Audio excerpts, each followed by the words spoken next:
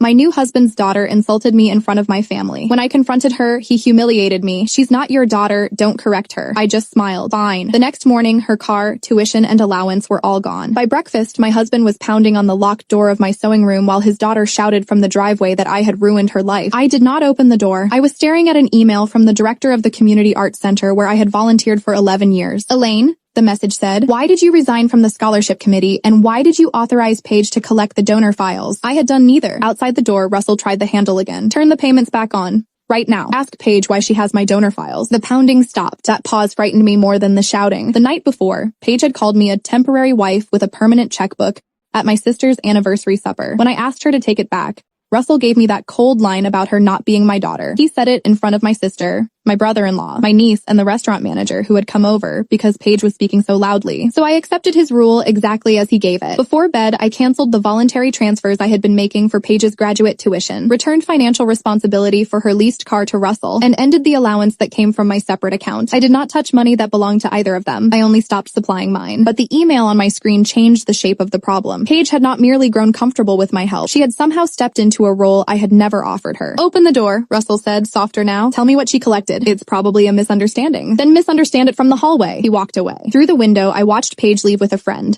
slamming the door as if I had abandoned her instead of returning her expenses to her father. I called the art center director, Naomi Bell. I'm looking at a resignation letter with your typed name, Naomi said. Paige brought it in on Monday. She said your arthritis had become too painful and you wanted her to finish the donor transition. My right hand tightened around the phone. I did have arthritis. Russell knew I worried about it. Paige knew because I had once asked her to open a jar. Did I sign the letter? It has a signature. Please don't destroy anything. Don't give her another Paige. I'm coming in. Russell waited in the kitchen with coffee and said Paige had only tried to reduce my workload because I complained about my hands. It was not a denial. It was an explanation prepared too quickly. I picked up my purse and told him the payment stayed stopped. On the drive, I touched the faded blue ribbon tied around my keyring. My Aunt June had given it to me when I became scholarship treasurer. She said a key mattered only if you remembered what it protected. Naomi met me in the records office. She was a brisk woman with silver curls and a habit of clicking her pen when worried. On the desk lay a cream envelope, my supposed resignation, and a temporary access badge bearing Paige's photograph. I am so sorry, Naomi said. She knew details only you or Russell would know. The letter claimed that recurring pain made it difficult for me to continue. It asked the board to appoint Paige as interim donor liaison because she had already been assisting privately. My name curved across the bottom in a smooth imitation. It looked almost right, almost. I signed my last name with a narrow loop because an old tendon injury made broad strokes uncomfortable. This signature had the wide, decorative loop I used before the injury. Someone had copied it from an older document. Naomi opened a drawer and removed a red notebook. She also asked for the guest list for the winter benefit. Did you give it to her? Only the vendor copy. No addresses, no donation history. She seemed annoyed. What reason did she give? Naomi's pen clicked twice. She said Russell was sponsoring a private reception for major donors after the benefit. Russell had never mentioned a reception. The winter benefit connected major donors with young artists who needed tuition or equipment. Paige had shown no interest until Russell began seeking investors for his event company. I asked Naomi to disable Paige's badge and preserve the envelope, visitor log, and camera footage. Then I wrote a short statement in my own hand confirming that I had not resigned. I did not accuse anyone of a crime. I simply reclaimed my chair. On my way out, Naomi touched my sleeve. Russell called last week. I stopped. He asked whether the board had discussed a successor for you. I thought he was concerned about your health. So did I said. That was the first crack. Before Russell, I ran a small alteration studio, chaired the scholarship committee, and lived quietly. He arrived with thoughtful questions, soup when I was sick, and praise for work other people overlooked. Paige was 26, but Russell translated every payment link she sent into a family emergency. I wanted harmony,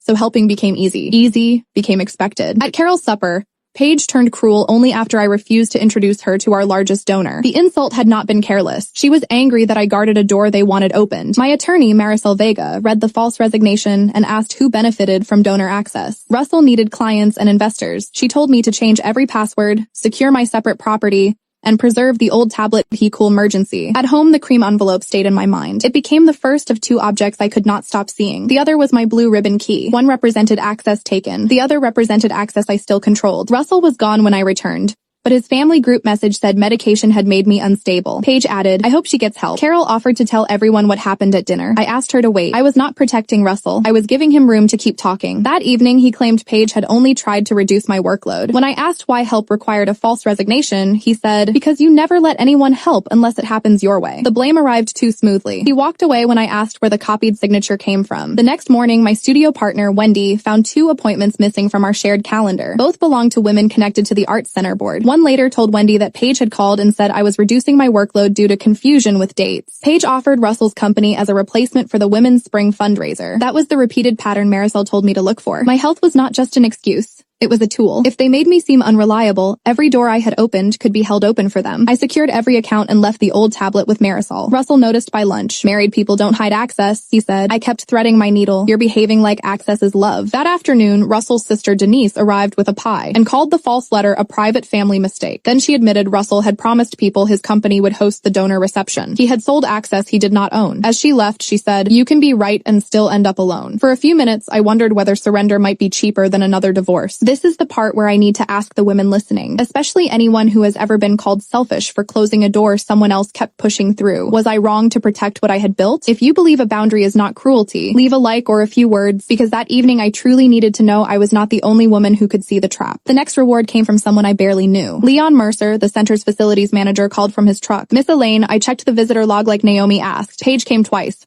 not once." "When was the first visit?" "The Thursday before she delivered your letter. She used Russell's vendor code to enter the loading hall." "Russell doesn't have a vendor code." "He does now. It was created from an online application." Leon sent me a screenshot. The application listed Russell's company as the exclusive planning partner for the winter benefit. My name appeared as the board sponsor. Again, I had authorized nothing. It was not hard proof of who submitted it, but it explained the guest list. Russell had used my reputation to create a business relationship, then tried to remove me. Naomi called an emergency committee meeting. I asked her not to confront Russell yet. Instead, she sent every vendor the same neutral message. All winter benefit arrangements required written confirmation at the upcoming board review. No one was accused. No deal was canceled. We simply created a deadline at which every claim would have to stand beside a record. Russell mistook my silence for surrender. He filled my car with gas, left sweet notes, then asked me to stand beside him at a private company preview. When I asked to see the partnership agreement, his smile tightened. "Do you like deciding who gets to feel secure?" he said. "No, I like deciding where my name goes." Paige came to my studio with the blue portfolio I had given her for school. Her apology began with a request for tuition. When I asked about the letter, she admitted Russell had sent the wording and a page already bearing my signature. She insisted the reception would help everyone, then added, "Dad says women your age care more about appearances than fairness." "Women my age also know how to take out bad seams," I said, opening the door. She left the portfolio behind. Inside it, Wendy found a folded program mock-up for the private reception. Russell's company logo sat beside the Arts Center seal. Under Community Partnership Chair was my name. Under Emerging Arts Director was Paige's. There was also a seating map marking the tables of 6 major donors. Marisol told me not to celebrate. It proves they plan to present themselves in those roles. It does not yet prove the larger purpose. What larger purpose? Why Russell needs this event badly enough to risk his marriage? We found the answer through a printer, not a bank statement, voicemail, or forged investment form. My home printer had a cloud service attached to the old tablet. I had forgotten about it, but Wendy remembered printing a pattern from my tablet months earlier. With Marisol present, a digital specialist downloaded the printer queue history. Most files were harmless. Recipes, shipping labels, Paige's class notes. Then came a document titled Bridge Funding Presentation. It had been printed from Russell's office account 3 nights before the family supper. The presentation promised investors that his company held an exclusive multi-year management agreement with the Arts Center. It projected revenue from donor receptions, naming rights, and preferred access to private patron data. My name appeared on the credibility slide beside a quote I had never said. The final pages were worse. Russell needed commitments before the end of the month, or a private lender could claim his equipment and pursue his personal guarantee. The winter benefit was not a side opportunity. It was the bridge holding his company above a financial drop. One page listed the assets supporting that bridge. My studio's annual revenue was included as affiliate income. The house I owned was described as founder family property available for future collateral review. He had not taken the house. He had not changed the deed, but he had been showing my life to investors as if it were already leaning toward him. The hard proof still needed confirmation. Marisol contacted the private lender named in the presentation. The lender's attorney responded with a copy of the packet Russell had submitted. It contained the same false resignation, the vendor application with my supposed sponsorship, and a scanned letter promising the Art Center would consider an exclusive contract after Paige's appointment. The letter carried my copied signature. More important, the submission email came directly from Russell. In the message he wrote, "Elaine is fully aligned but prefers Paige to be the public face while we manage her transition." My transition. The phrase made me feel as if I had been quietly erased while still sitting at my own desk. Marisol asked if I wanted to call the police immediately. I filed a report and provided copies, but she warned me that an investigation would move at its own pace. The board, however, had a review meeting in 4 days. Russell had already confirmed that he and Paige would attend to present their partnership. That was the right room. I did not post online. I did not answer the family group. I did not warn Russell. I gave Naomi and the board attorney the packet. The attorney invited the lender's representative to attend remotely, and asked Leon to prepare the entry records. Wendy agreed to bring the portfolio Paige had left behind. Each person carried only the piece they had personally seen. At home, Russell rehearsed his presentation and asked which tie looked trustworthy. I chose gray. Then I mentioned the scheduled review. He hurried into the hallway and told Paige to delete a draft. Deletion no longer mattered. The records existed in separate hands. The board review took place in a rehearsal hall lined with instrument cases. Parents waited beyond the glass doors. It was public enough for consequence, but controlled enough to keep facts from becoming theater. Russell arrived with Paige and Denise. Paige wore a visitor badge because her temporary one had been disabled. She tapped it against the table and looked at me. "You really made me sign in?" Leon answered before I could. "Everyone without active authorization signs in." Russell placed glossy presentation folders at every seat. "I hope we can focus on opportunity rather than domestic tension." Naomi did not open his folder. "We'll focus on authorization." He began anyway. He spoke about modernizing the benefit, expanding donor engagement, and giving younger leadership room to grow. He described Paige as my chosen successor. Denise nodded at all the proper moments. When he finished, Naomi placed the cream envelope in the center of the table. "Elaine, did you resign?" "No." "Did you appoint Paige?" "No." "Did you sponsor Russell's vendor application?" "No." Russell gave a weary laugh. "This is exactly the confusion I warned you about." Naomi's expression did not change. "Then we should use records." Leon projected the entry log showing Paige's visits. Wendy produced the portfolio and program mock-up. The board attorney displayed the printer queue history, followed by the funding presentation. Russell stopped smiling when my house appeared on the screen. "That was an internal draft," he said. "Submitted drafts still make representations," the attorney replied. Then the lender's representative appeared on the video screen and confirmed receipt of the packet from Russell's business email. He read the sentence claiming I was fully aligned. Paige turned toward her father. "You said Elaine signed the final version." Russell kept his eyes on the screen. "You knew the plan." "I knew there was a reception. I didn't know you used her house in a funding pitch." "Nobody used anything. It was projected support." I slid my blue ribbon key onto the table. The metal made a small sound against the wood. "A projection is something you build from facts," I said. "My home, my studio, my committee seat, and my name were never yours to project," Denise whispered. "Russell, tell them she agreed verbally." He looked at me then. The sweetness was gone. "After everything I gave you," he said, "you're going to let paperwork destroy me?" I almost laughed. "You brought the paperwork." The board attorney ended the meeting. Russell's vendor application was rejected. His company was barred from representing any relationship with the center. The board sent preservation notices and referred the documents to its insurer and counsel. Naomi asked Paige to return the visitor badge before leaving. No one clapped. Children in the next room began playing scales, one uneven note after another.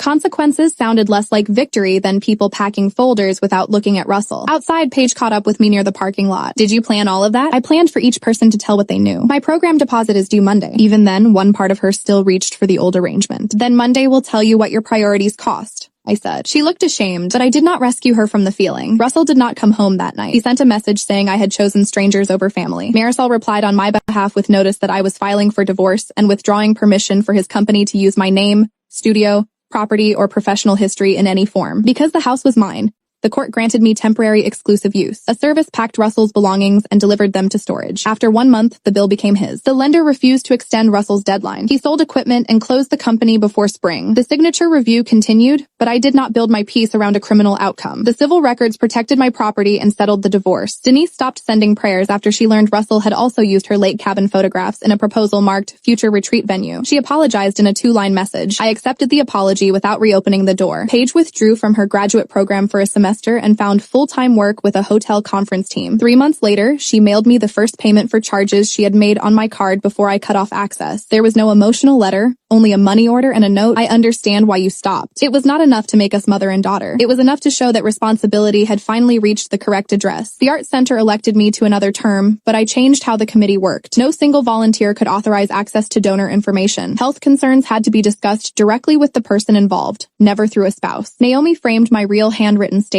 and kept it in the records office as a reminder that succession begins with consent. By summer, the studio was busy again. Wendy and I hired an apprentice who had received one of our scholarships years earlier. My hands still hurt. Some mornings I needed 10 minutes in warm water before I could close a pair of scissors. Pain was real. It simply was not permission for anyone to erase me. On the first cool evening of fall, I sat alone at my sewing table and finished altering a navy dress for Carol. The house was quiet, but it no longer felt like a threat. I opened the drawer where I kept the cream envelope, now sealed inside a clear evidence sleeve. I did not need to read it again. I placed the blue ribbon key beside it, closed the drawer, and turned the small brass lock. Then I carried Carol's dress to the front room and hung it where the morning light would find it. Behind me, the locked drawer held the name someone had tried to take. In front of me, the dress waited under my own label, in my own house, on work, chosen by my own hand.